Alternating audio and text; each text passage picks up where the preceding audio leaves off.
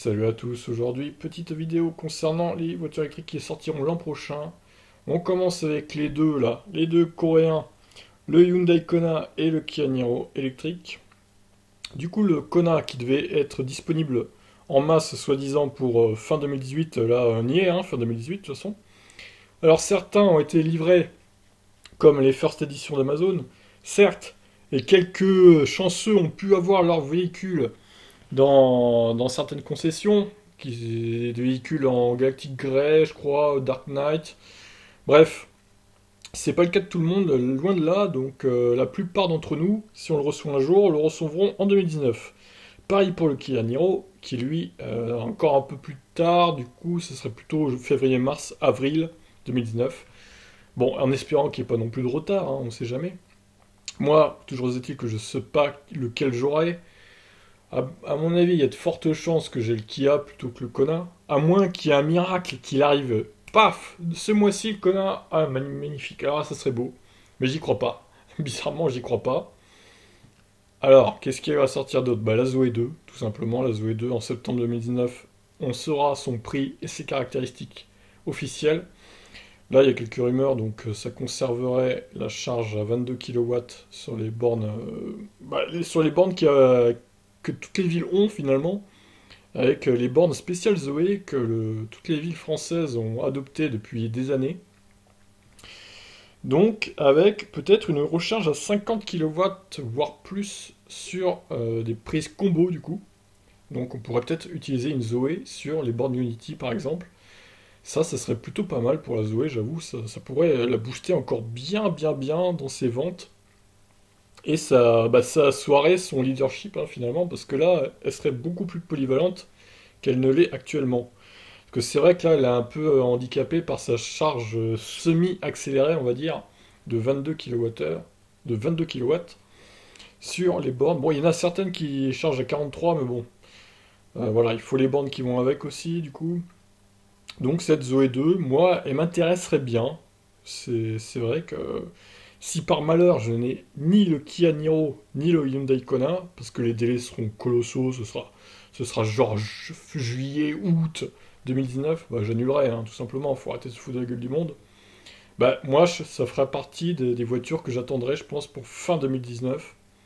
Parce que franchement, avec une bonne batterie de 60 kWh, avec une charge de 22 kilowatts en AC et 50 voire plus en DC, ça peut être une voiture polyvalente. Bon, le look, ça serait à peu près ça, donc le même look que celle de maintenant, finalement, à part un restylage. À moins que Renault nous la fasse à l'envers et que finalement ils changent tout, mais bon, ça m'étonnerait.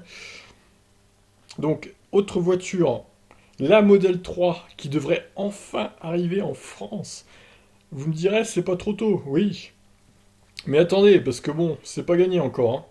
À mon avis, si elle arrive en France, ça sera plutôt aux alentours de fin 2019, comme la Zoé en gros, quoi. Donc pareil, le prix, on sait pas. Tesla a sorti maintenant une mid-range, donc qui est entre la long range et la standard range. Donc le prix aux États-Unis est de 46 000 dollars, je crois, de mémoire.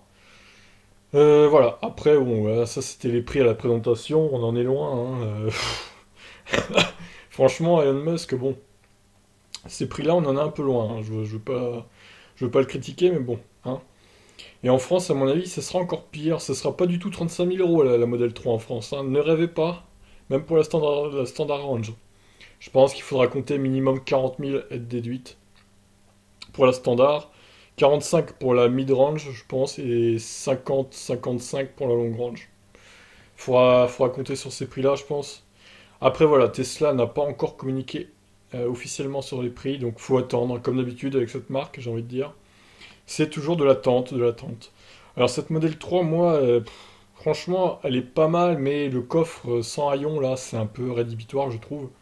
Si vous voulez transporter des trucs genre une machine à laver, vous pouvez pas, tout simplement. À moins de rabattre peut-être les sièges à l'arrière et de foutre ça derrière, vous pouvez pas. Il n'y a pas de haillons dans le coffre. C'est vraiment galère, hein. Je pense que là, il a fait une erreur de conception, mais bon. Après, voilà, c'est peut-être aussi pour l'aéro, mais bon. Moi, je trouve que c'est un vrai problème sur cette voiture. Sinon, bon, la forme, c'est une petite Model S, en fait. Elle est plutôt jolie, quoi. Enfin, petite, elle fait quand même 1m80 de large, voire 1m90, je crois. Donc, C'est quand même une bonne grosse voiture, hein. Mais pour les Américains, ça reste petit, évidemment. Donc voilà, la Model 3 à voir si on a une bonne surprise sur les prix. Pourquoi pas envisager si vraiment j'ai pas de Kona ni de Niro. Mais bon, après, je suis un peu sceptique sur cette Tesla. On continue avec la Nissan Leaf i+, du coup, qui devrait sortir. Alors, ils ont dit qu'elle sera en production en début d'année. Donc, je pense que d'ici l'été 2019, elle devrait être livrable, peut-être. Voire commandable, je sais pas. Mais je pense que toutes les voitures, en fait, elles vont arriver en même temps, quoi. La Nissan Leaf 2 i+, elle va arriver avec une batterie de 64 kWh, normalement. Donc, ça serait la même batterie que sur les Kona et le Iniro. Selon des rumeurs, hein. Moi j'ai entendu aussi 60 kWh de batterie. Donc ce serait 4 de moins pour 55-56 utiles, je sais pas. Alors pareil, chargeur embarqué, voilà. Ouais, c'est vrai que chargeur embarqué sur un Leaf 2 normal, 6,5 c'est pas terrible, hein. La version E+, promet de faire bien mieux, donc ça serait comme la Zoé en gros. Ça serait un bon atout aussi ça, c'est vrai. Alors a priori en chat démo, a priori voilà. Merde, j'ai cliqué sur le lien chat démo, on s'en fout. Voilà, a priori, ça bougerait pas, ça serait toujours du Shademo. Ça serait un peu une erreur, je trouve, parce que Shademo va disparaître au profit de CCS Combo, hein, maintenant. C'est clair et net en Europe. D'ailleurs, la Livre 2 normale qui est sortie, là, bah, elle a le Shademo, donc bon. À voir, je sais pas. Le prix, ils disent 5000 euros plus cher. Bon, je trouve la Livre 2 actuelle un peu chère, moi. 33 900 euros hors bonus, voilà, ça ferait 38 ouais, ça ferait autour de 39 000. Bah, si elle fait vraiment 64 kWh, ouais, ça la ferait un peu moins cher que le Kona et le Niro, du coup. C'est pas mal, c'est pas mal. Après, vous savez tous très bien, ceux qui me suivent un peu sur le forum et sur la chaîne, que je suis pas un grand fan de Nissan. Mais bon, je peux très bien retourner ma veste si, franchement, cette Nissan Leaf i+, corrige les défauts de la Leaf 2 actuelle. Les gros défauts. Genre, système de refroidissement performant, recharge plus rapide, pas de rapid gate, pas de conneries avec le régulateur adaptatif qui freine tout seul, par exemple. Voilà, s'il corrige tout ça, bah écoutez, pourquoi pas. Après, moi, la forme de la Leaf 2, j'aime bien, personnellement. Les couleurs aussi, donc bon, ça pourrait être une éventualité. Mais bon, tout ça, hein, c'est vraiment de la théorie pour l'instant. Alors, une autre qui va sortir en été, comme l'a annoncé le gars de Hyundai, là, il y a quelques semaines, la Ioniq.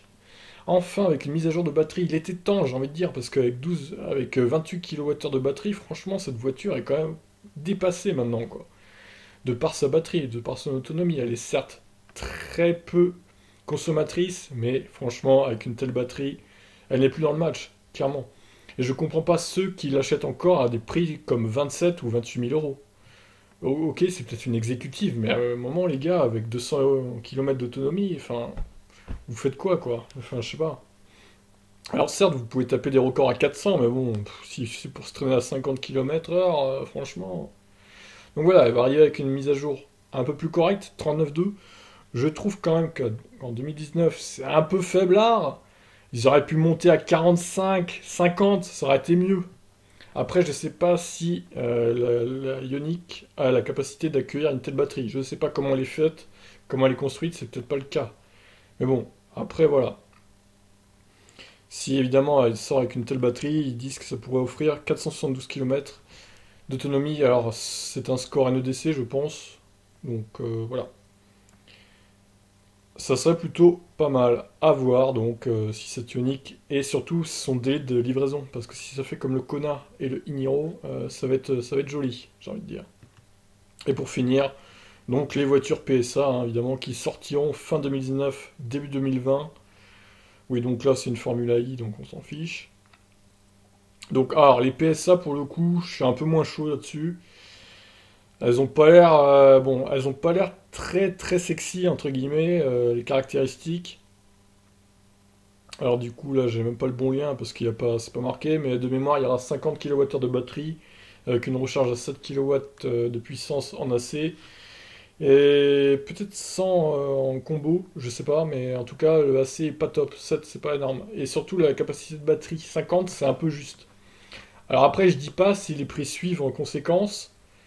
Genre 20 000, entre 20 et 25 000, ça peut être intéressant. Bonus déduit, hein, évidemment, parce que hors bonus, ce serait un miracle, mais ça ne sera pas le cas. Après, ouais, comme j'ai dit, les prix suivent. Si les prix suivent, ça peut être pas mal. Ça peut être une opportunité pour les voitures PSA, mais bon, connaissant Peugeot, est-ce qu'ils vont vraiment vouloir vendre des voitures électriques, pures électriques? Je sais pas. Donc, à mon avis, ils vont les mettre cher, et ce sera pas de bonnes affaires. Voilà, bah pour tout ça, hein, il y aura la Sonotion aussi qui va sortir en Allemagne en 2019. Mais bon, ça c'est pareil, c'est une marque un peu exotique.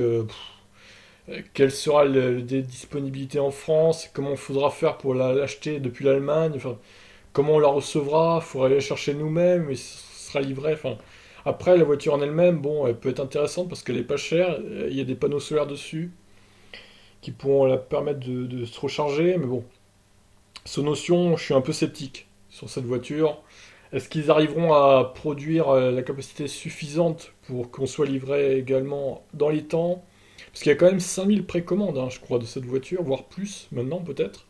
Donc est-ce qu'ils auront les capacités de faire autant de voitures en si peu de temps finalement? Bon, c'est à voir. Sinon il y a la Ego Life aussi, que j'ai parlé l'autre jour, là. Mais bon, ça c'est pas top, on va pas se mentir. Bon, évidemment, j'ai pas mis le Mercedes machin là et l'Audi e-tron. Bon, ça c'est des voitures de luxe. On s'en fiche un peu. J'en ai déjà parlé sur la chaîne de toute façon.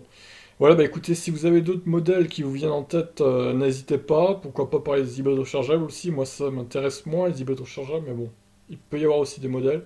N'hésitez pas à poster un commentaire, hein, en tout cas. Et je vous laisse. Allez, ciao tout le monde!